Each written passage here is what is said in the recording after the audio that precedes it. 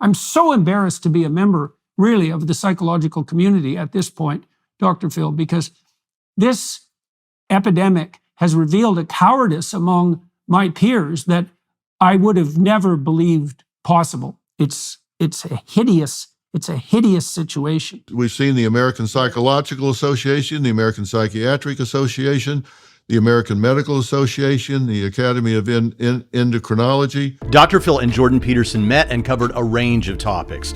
A couple of times the trans community came up. I'll play those clips and then comment on the back end. People are saying now that they're their sexual identity, right? That's the biggest claim in our society, and that they should be proud of that claim. And to me, that just reduces who someone is to essentially to a very unidimensional biological drive that seeks immediate gratification.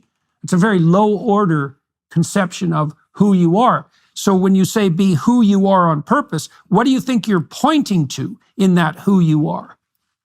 I think it is a much harder question than people anticipate when they begin, which is why I say you've got to really sit down and think about this.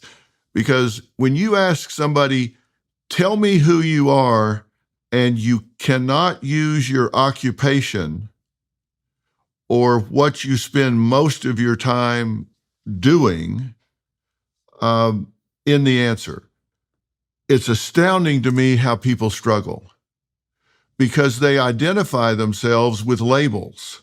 Now, as you say, a lot of people have adopted a cause, and so they put that like they want to tattoo it on their forehead. That's not who they are. And sometimes do. Yes, exactly. But that's not who they are. Who they are is multidimensional. It cuts across intrapersonal, interpersonal, spiritual, familial. It cuts across a lot of different levels, and you have to give heavy weight to what they believe and what they're passionate about. Dr. Phil here points out the importance of placing or basing your identity on something a bit more transcendental, something that undergirds all of these other things that are often pointed to that he would describe as mere labels. And if you can find what your true passion is, and I think what he would mean here, because they didn't explicitly talk about this, but you could be passionate about some meaningless things. I mean, that's kind of the point, right? And so it's important that you find a meaningful passion, something that connects to that higher calling, that transcendent. And I think that that is a very important thing to understand. We should base our identity on something more meaningful than one or two aspects of our lives because, as he says, we're multidimensional. We're not one-dimensional. At least we shouldn't be. Now, it could be that there's a little bit of a disagreement here between Dr. Phil and Jordan Peterson, but because of the nature of the conversation and the point that they're on, Jordan Peterson doesn't pursue it. We've just heard Dr. Phil say your beliefs and your passions are very important to all of this, as if those are two things that can be separated. And Jordan Peterson has, in the past, and I think this is one of the reasons he's had classically a hard time saying that he believes in God, is because if you believe in something, it should impact the way you act. And if you say you believe in something like the paradigm of goodness in the divine, in God, well, then that should impact the way you live dramatically. And he's not been willing to classically say that, is my understanding. So I've had an issue with this because, of course, I believe that if I were to go to the gym and work out, then I would be healthier, lose weight if I would eat right and work out, but I don't do it. Does that mean I don't believe it? No, I believe it. Now, it could be that what I don't believe is that in this moment that'll make me happier. Anyway, it's a nuanced disagreement that I think that I'd like to hear the two of them discuss. If you're passionate about something, then all of a sudden work becomes something that you want to do. You've won the lottery if you love what you do enough that it's both your vocation and your avocation. And right. Well, I think that's the fortunate circumstance that you find yourself in when you align what could otherwise just be whim with a higher order calling. And I think the traditional insistence, there's a traditional insistence that the Spirit of God is the divinity in calling, right? And you're pointing to that. You're using secular language and likely purposefully, but your notion is that there are things that will interest and compel you in your life, and your job is that's the call of the treasure that the dragon guards. That's a good way of thinking about it. And that if you pursue that, that infuses your life with a kind of sustaining meaning. Yes. So the way to find that transcendent meaning, that higher calling, is to connect it with God, as Peterson suggests. And I think they would both suggest, perhaps in different nuanced ways, but they want to say a higher calling so that, and he mentions even so that you can use secular terminology, perhaps so that people that aren't believers could still make use of this and have some benefit. Well, that's fine, but we don't have to do that here. We can say this much. And I noticed this interesting fact. They're saying that if you're basing it on one of these drives, perhaps your sexual preferences, as they say, then that's one-dimensional and it's not big enough, and it needs to be something higher, a higher calling. But notice, if we were to take their advice as a secularist, if it turned out that there really is a God and he has the highest calling for your life, the true calling, well, then if you're a secular person and you're taking their advice for some ambiguous higher calling, you're going to be in the same spot as the person who bases it on drives. Not exactly the same spot. I would agree that you'll be better off in terms of your experience of this life. Nevertheless, you still will have aimed lower than what Peterson and Dr. Phil seem to think would be better, is to aim as high as you can. So the highest calling, if God exists, and he does have a true calling for your life, then anything else would be to miss the point, miss the mark.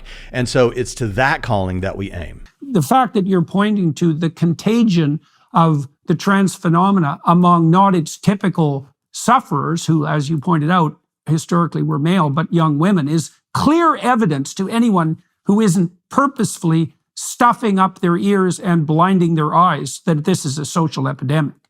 And I'm so embarrassed to be a member, really, of the psychological community at this point, Dr. Phil, because this epidemic has revealed a cowardice among my peers that I would have never believed possible. A level of pathological silence and enabling that runs against absolutely everything that the psychotherapeutic enterprise, in principle, was designed to forestall. So it's a hideous situation. Well, we've seen it's more than just silence, I'm afraid, because we've seen the American Psychological Association, the American Psychiatric Association, the American Medical Association, the Academy of Endocrinology, on and on, that have all signed off on it. And right, they're complicit, not just silent. Yeah, and I've never seen anything else where these organizations or professions had less evidence that something didn't cause long-term harm before they signed off on it, ever. Ever, right. I agree. So yeah. I don't get it. And I don't think history's going to be kind. Now, I'm not a physician, so I always tell people, I'm not a physician, so,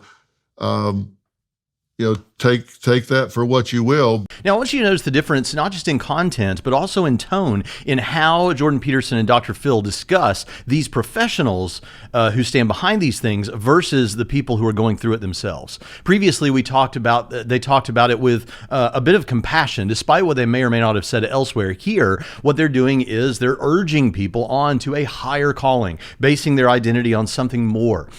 Here now, as they're talking to the professionals themselves, or about the professionals, they are much more direct. They are calling out names of institutions. They are using terms like hideous and saying that doctors are complicit. I mean, there's an entirely different tone and level of aggression, perhaps, in this part of the discussion versus when they were talking about the individuals themselves. And they're talking about this as a social contagion, which, of course, that is one of the phrases and ideas that comes up every time this gets discussed. Helen Joyce, in an interview about her book, Trans, is commenting on why this is the case, and she says the following: "They've got to fight forever. This is another reason why this is the worst social contagion that we'll ever have experienced, and a lot of people will have done the worst thing that you could do, which is to harm their children irrevocably because of it.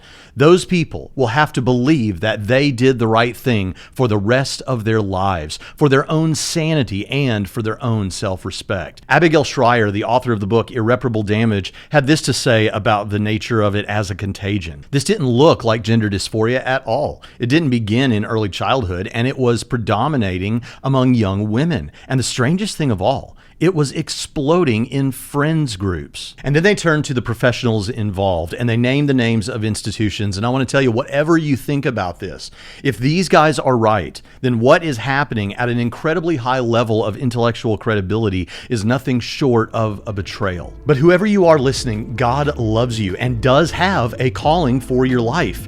It's the inventor of a thing that gets to decide its ultimate purpose. The inventor of the telephone got to decide what it would be used for. The inventor of a shovel got to decide what the shovel would be used for. And the inventor of you gets to decide what your ultimate meaning and purpose is. However you have previously identified, I hope you'll identify as one of His today.